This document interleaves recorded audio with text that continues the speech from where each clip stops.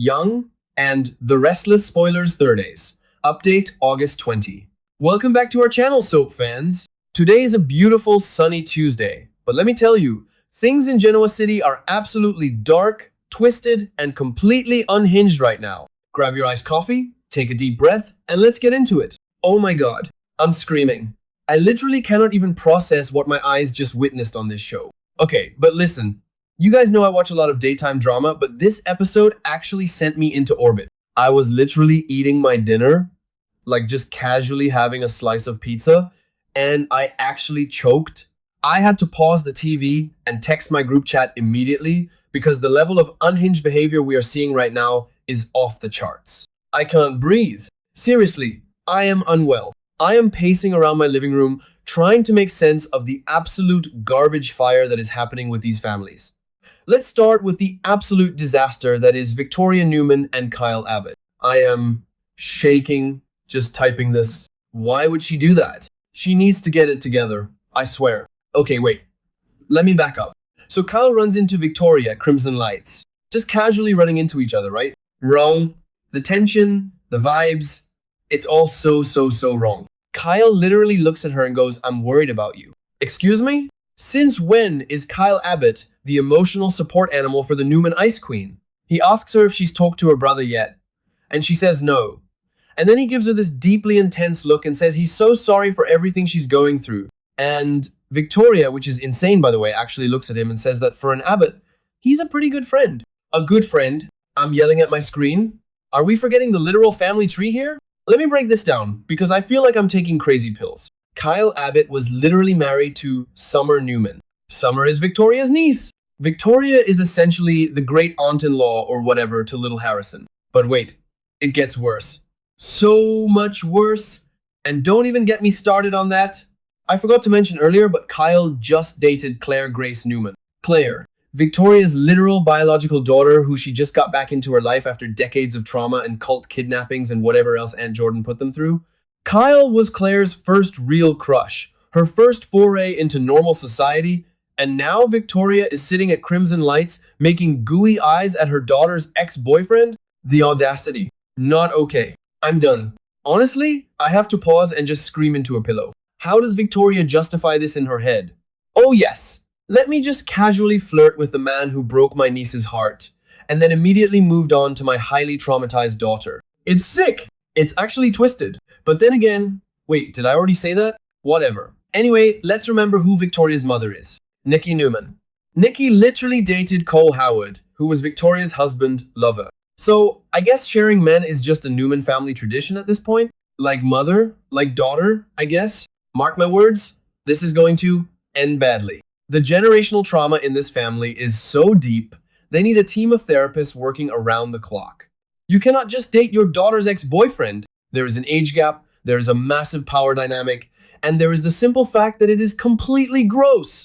So they are sitting there, having this weirdly intimate moment over coffee, and my jaw dropped when the door opened.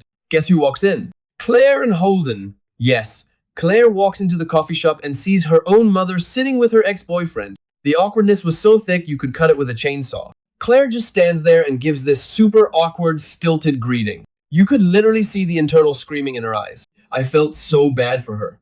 She's just trying to live a normal life. She's finally getting her footing in Genoa City, and her mom is out here pulling a classic soap opera betrayal. Holden, bless his heart, goes to get them drinks, and when they finally sit out on the patio, he literally says what we are all thinking. He tells Claire it is super weird seeing her mom hanging out with Kyle. Thank you, Holden. At least someone in this town has working brain cells. Holden is just trying to process his own drama, finding out Malcolm is his dad and Lily is his sister, and now he has to witness this generational romantic mess. Okay, where was I?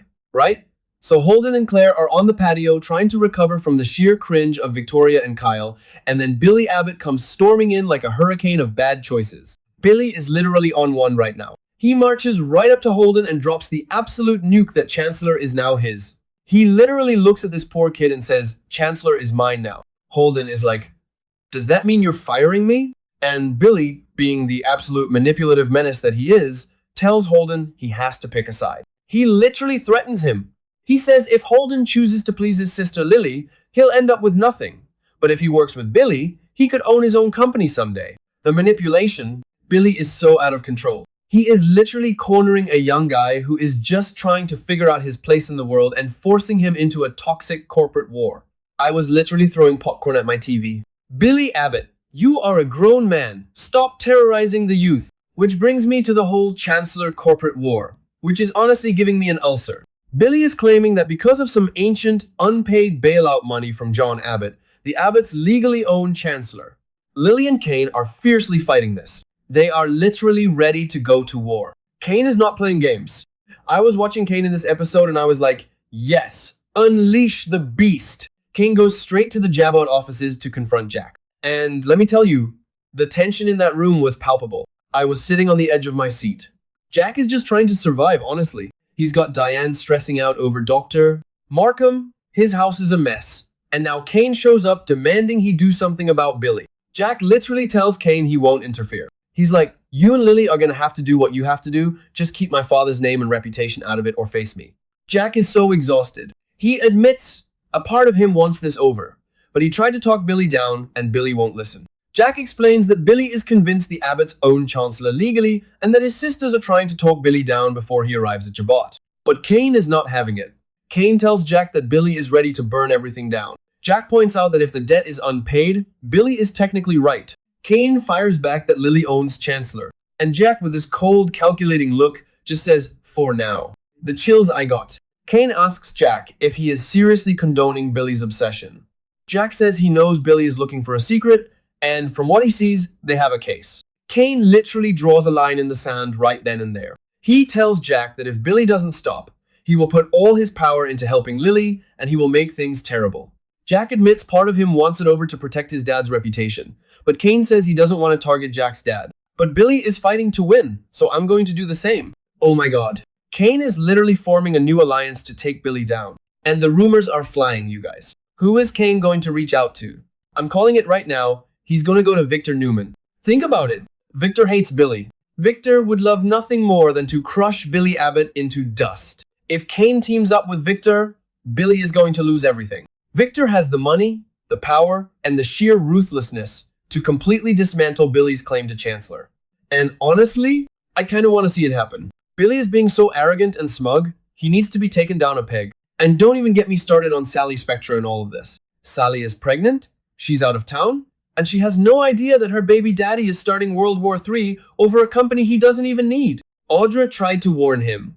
Audra literally sat at the GCAC with Billy while he was smugly drinking and celebrating, and she told him his obsession was going to ruin his personal life. But Billy? He didn't listen. He never listens. He is so blinded by his need to prove himself, his need to beat Lily and Kane, that he is completely ignoring the fact that he has a pregnant fiancée at home who needs peace and stability. He's going to stress Sally out so much, and after she already lost baby Ava, this is literally the worst thing he could do. I am so mad at him. Why would he do that? He is literally sabotaging his own happiness for a corporate title. It's sick. I am so stressed for Sally. When she finds out what Billy has been doing while she was away on business, she is going to explode. I wouldn't blame her if she packed her bags and left him. Seriously. Billy Boy needs a reality check before he loses the best thing that ever happened to him. Okay, wait. I need to take a breath. My heart is racing. Let me drink some of my coffee. Okay, let's pivot to something slightly less toxic but still completely wild. Danny Romalotti. Yes, the rock star himself. So, I forgot to mention earlier, but Noah and Sienna completely skipped town and moved to LA because they couldn't deal with the Matt Clark trauma anymore. Which, fair. Matt Clark is a literal demon, and I would move to another time zone too. So they left the shadow room behind, and we were all wondering what was going to happen to the club. And guess who swoops in? Danny? Danny Romalotti announces he bought half of the shadow room from Noah. He's officially the new co-owner and manager. But wait, it gets better. Lauren Fenmore goes to the shadow room to meet Michael Baldwin. She walks in and is like, "What do you think we are doing here?" Then Christine Cricket shows up saying she got a weird summons from her husband. The suspense was actually killing me. I was like, what is Danny planning? Is he selling the club already? Is he leaving town? Then Danny arrives and tells everyone he wants them to hear his announcement. He literally makes everyone sit down because he has a massive reveal. But first, he says he wants to play his new song for them. Cricket has to gently remind him that he actually has other news to share first. So Danny announces that he bought half the bar from Noah, Lauren is literally like, this is the best news ever. She is so hyped. And then, you guys, he literally pulls out his guitar or goes to the stage or whatever and announces a brand new music project. He serenades his wife right there in the club. It was actually so sweet, but also so dramatic because it's Danny. Like, of course, he has to make it a whole performance. I am honestly so here for Danny bringing live music back to Genoa City. We need a break from the corporate espionage and the inappropriate family dating triangles. A little rock and roll never hurt anybody. It's so nostalgic seeing Danny and Cricket happy together, especially after everything Phyllis put them through back in the day. Remember when Phyllis literally ran them over with a rental car? The trauma? So seeing them just chilling at the shadow room listening to Danny sing, it was like a warm hug. But seriously? The whiplash of going from Danny singing a sweet love song to Cricket, straight back to Victoria trying to jump the bones of her daughter's ex-boyfriend? Only on The Young and the Restless, I swear. The tonal shifts on this show give me literal whiplash. One minute I'm crying happy tears for Danny and Cricket, and the next minute I am throwing my remote at the wall because Billy is threatening a 20-something kid at a coffee shop. I just keep thinking about Claire. Poor, sweet, innocent Claire. She has been through literal hell. Aunt Jordan kept her in a lake house, brainwashed her, made her think her parents didn't want her, made her poison her own grandmother. She finally gets free of all that. She gets integrated into the Newman family. She gets a cute boyfriend in Kyle. They have this whole romance. They break up. And now her mom is swooping in to pick up the leftovers? How is she going to process this? If Victoria and Kyle actually hook up, it's going to destroy that mother-daughter bond they just spent months building. Victoria is supposed to be protecting Claire, not moving in on her ex. And what about Victor? Victor is going to absolutely lose his mind. You know, Victor hates the Abbotts with the fire of 1,000 suns. If he finds out his precious Victoria, his CEO, his golden child, is sleeping with Jack's son, who also broke Summer's heart and is currently in a massive custody battle or whatever with Diane, Victor might actually have a heart attack. Or he'll just destroy Kyle. Honestly, I'd watch that. I would love to see Victor Newman absolutely obliterate Kyle Abbott. Kyle has been way too smug lately anyway. I'm literally pacing around my living room thinking about the fallout of all these storylines. The Kane and Billy war is going to tear Chancellor apart. Lily is going to have to go scorched earth to protect her legacy. Jack is going to be dragged into it whether he likes it or not, and his health is already fragile from the stabbing. Billy is going to ruin his relationship with Sally. And Victoria is about to make the biggest, most disgusting mistake of her entire life by getting into bed with Kyle. I can't even deal right now. I need next week's episodes immediately. Mark my words, Genoa City is about to explode and I am here for every single second of it. Okay, I need to go drink some water and calm down. This show is literally taking years off my life, but I love it so much. See you guys next time, assuming I survive the stress of this week's episodes.